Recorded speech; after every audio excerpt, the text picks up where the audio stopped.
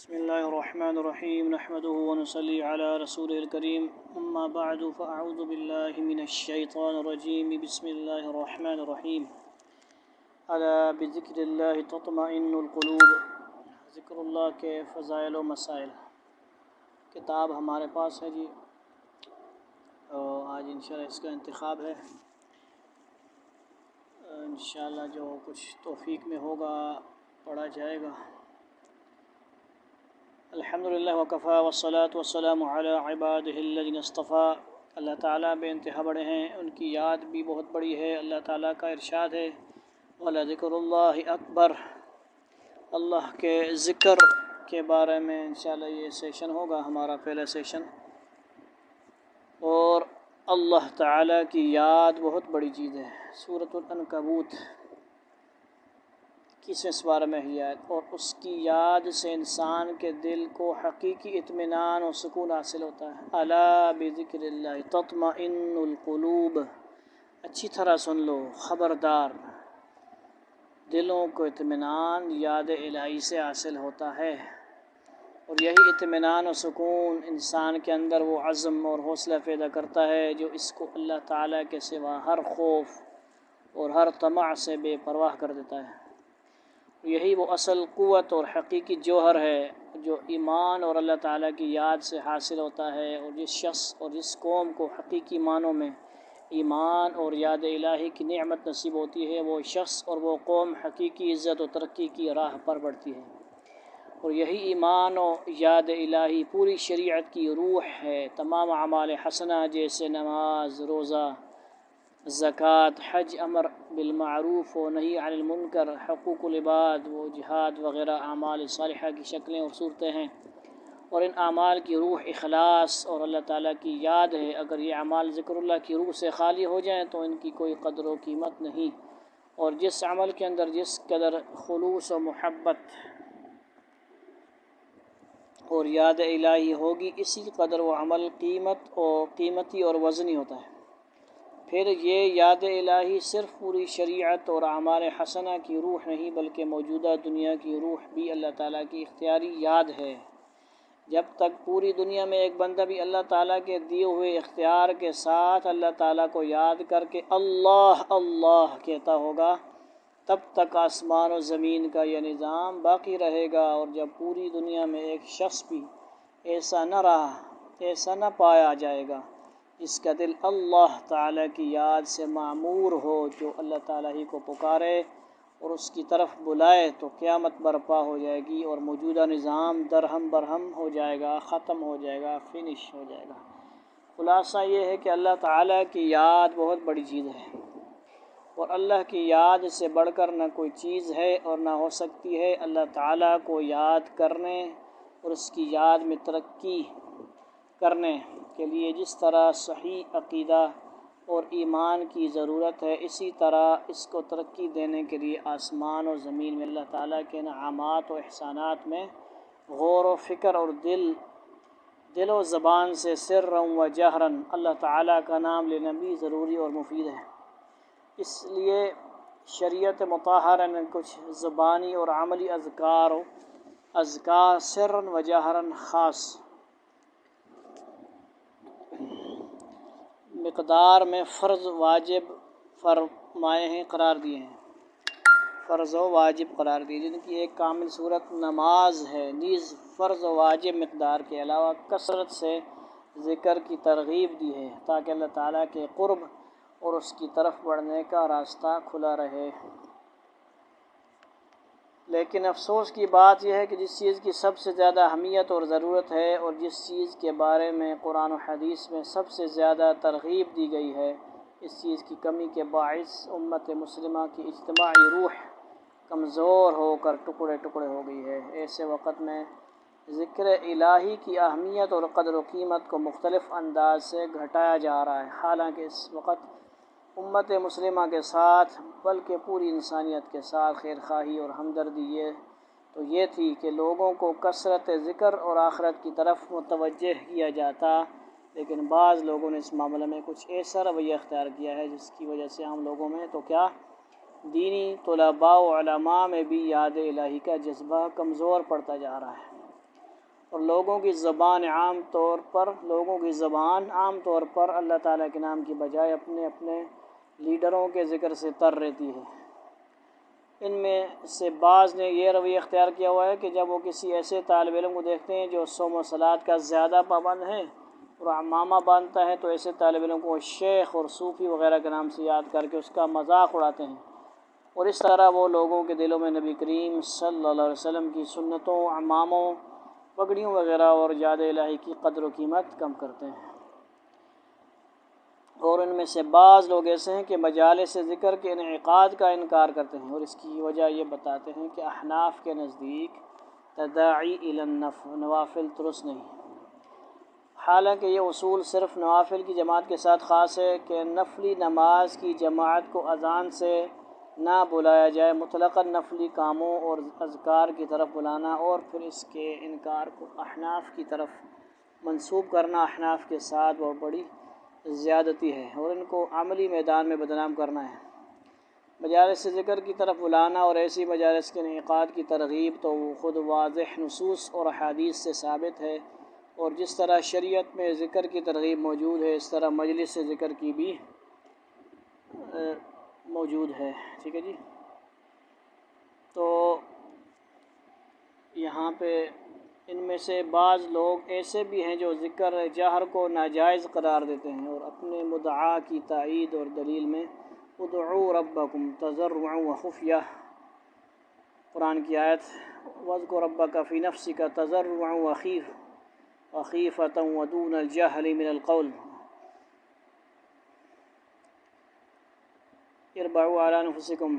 حدیث وغیرہ کو پیش کرتے ہیں، حالانکہ اگر وہ ان آیتوں کے سیاق و سباق پھر ان کے الفاظ تضرعا جہرا دون الجہر اربعوا کے معنی میں غور و فکر کرتے اور پھر قرآن و سنت کے دوسرے نصوص کے ساتھ ان کو ملاتے تو ان کو قرآن و سنت میں کوئی تضاد، کوئی ٹکراؤ اور اختلاف نظر نہ آتا۔ نیز اگر وہ شریعت مطہرہ کے احکامات اور تواتر سے ثابت شدہ اعمال کو سامنے رکھتے جن کا آدھے سے زائد حصہ جہری ہی ہے تو یہ غلط لوگ قطعاً اس طرح کی رائے قائم نہ کرتے۔ پھر حیرانی یہ ہے کہ استسقاء میں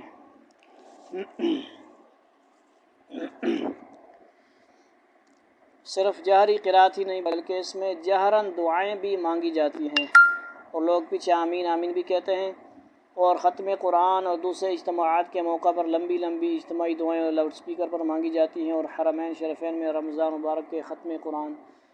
القرآن کے موقع پر نماز کے اندر جہراً دعائیں مانگی جاتی ہیں، اور جہر کے منکر خود بھی عملاً اجتماعی دعاؤں میں جہراً دعا پڑھتے ہیں۔ پھر بھی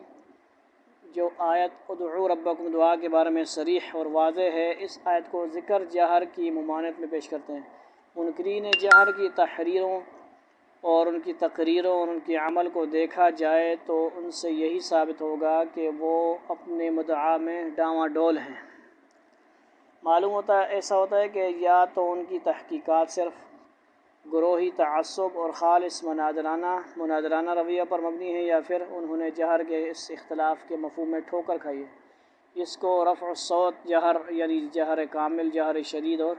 جہر مفرد کہا جاتا ہے، اور یہ وہ آواز ہے جس کو گلا پھاڑ کر نکالا جائے،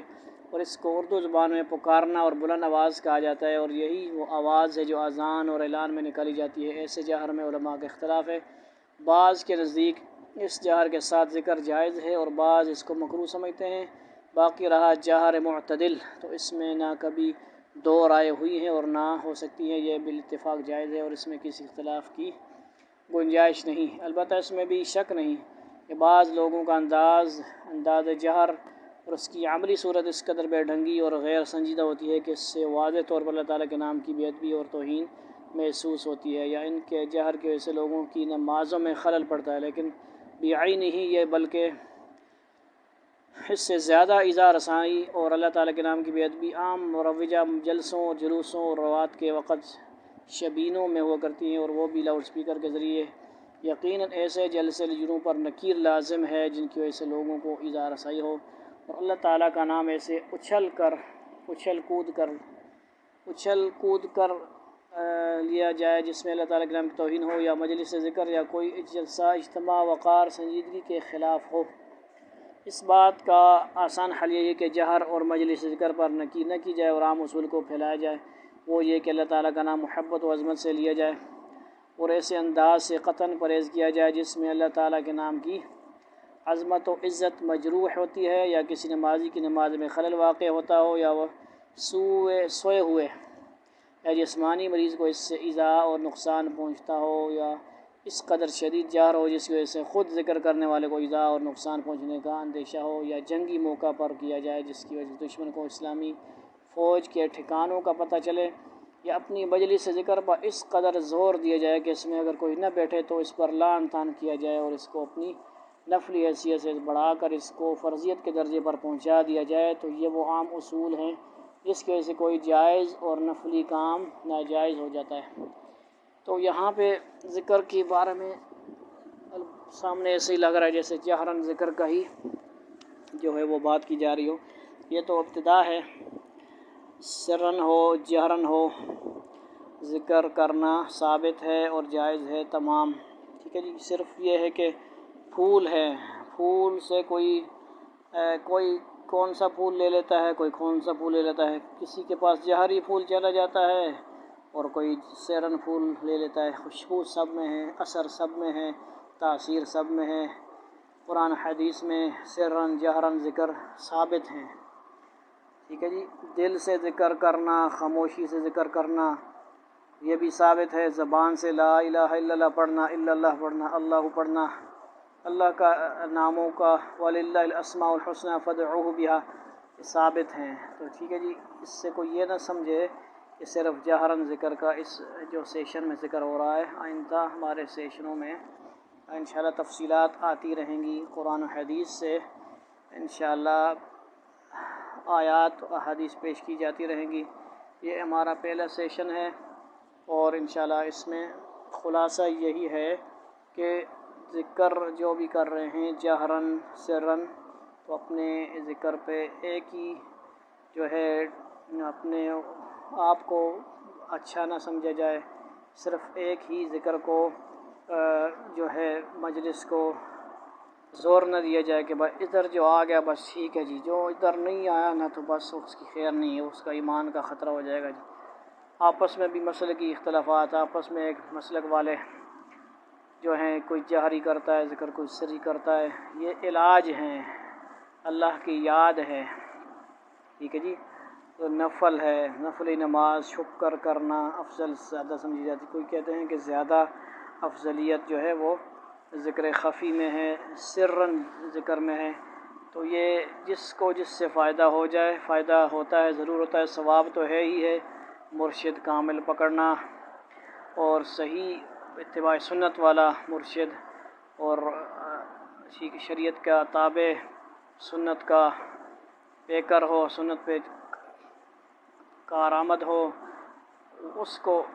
اہمیت دی جائے، نہ کہ بے نمازی ہوں، نمازوں کی پرواہ نہ کرنے والے ہوں، اور بڑی بڑی مجلسیں ہوں، بڑی بڑی محفلیں ہوں، قوالیاں ہوں، بہت کچھ ہوں،